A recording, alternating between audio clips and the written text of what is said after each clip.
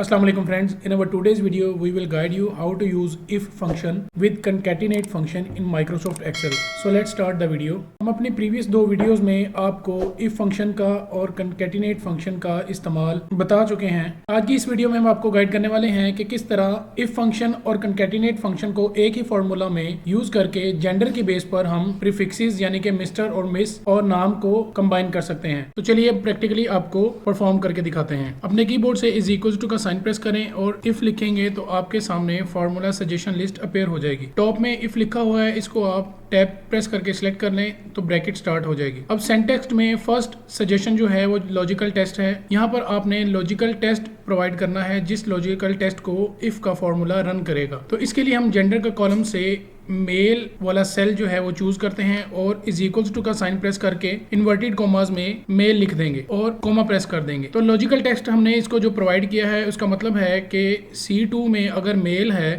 तो आगे अब कोमा के बाद जो नेक्स्ट वैल्यू हमने इसको प्रोवाइड करनी है वैल्यू इफ ट्रू. अगर C2 में मेल लिखा हुआ है तो यहाँ पर वो हमें क्या आउटपुट दे. तो यहाँ पर हम इन्वर्टेड कॉमास में मिस्टर स्पेस लिख देंगे. अब मिस्टर के बाद हम नेम के कॉलम को कंबाइन करना चाहते हैं यानी कि एप्लीकेंट का नेम यहाँ पर आ जाए. तो यहाँ पर हम एंड साइन लिखेंगे और कीबोर्ड से कंकैटिनेट लिखेंगे तो फार्मूला सजेशन लिस्ट में फर्स्ट टॉप पर कंकैटिनेट का ऑप्शन अपीयर हो जाएगा.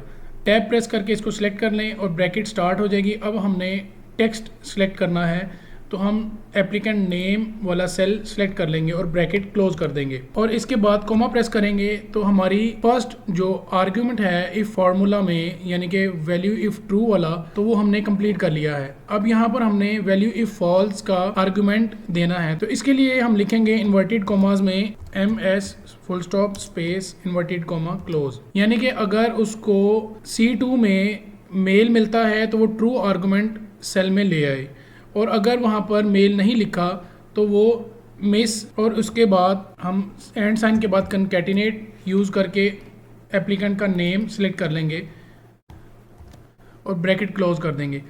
अब इफ फार्मूला की ब्रैकेट भी हमने यहाँ पर क्लोज कर देनी है. फार्मूला कंप्लीट होने के बाद अपने कीबोर्ड से एंटर प्रेस करें तो यहाँ पर देखें कि फार्मूला ने अपना टास्क परफॉर्म कर दिया है और प्रीफिक्स यानी कि मिस्टर के साथ आकिब अली का नाम आ चुका है. और ये इफ लॉजिकल टेस्ट ने इस तरह काम किया है कि जेंडर में के कॉलम से उसने चेक किया है कि अगर मेल है तो उसने मिस्टर लिख दिया और साथ में नाम को कंबाइन कर दिया है. अब इस फार्मूला को नीचे की तरफ ड्रैग करते हैं तो आप सेकेंड रो में देखें कि यहाँ पर फीमेल के अगेंस्ट इसने मिस प्रीफिक्स लिख दिया है और साथ में एप्लीकेंट का नाम कंबाइन कर दिया है. तो इस तरह हम एक ही फॉर्मूला में दो डिफरेंट फॉर्मूलाज फंक्शंस यूज कर सकते हैं. हमारी नेक्स्ट आने वाली वीडियो में हम आपको गाइड करेंगे कि इफ फंक्शन के अंदर हम फर्दर इफ फंक्शंस कैसे इस्तेमाल कर सकते हैं यानी कि नेस्टेड इफ को कैसे इस्तेमाल में ला सकते हैं. तो होपफुली आपको हमारी आज की वीडियो पसंद आई होगी. अगर वीडियो पसंद आई तो इसे लाइक करें, ज़्यादा से ज़्यादा शेयर करें और कमेंट सेक्शन में अपनी राय का इजहार ज़रूर कीजिएगा.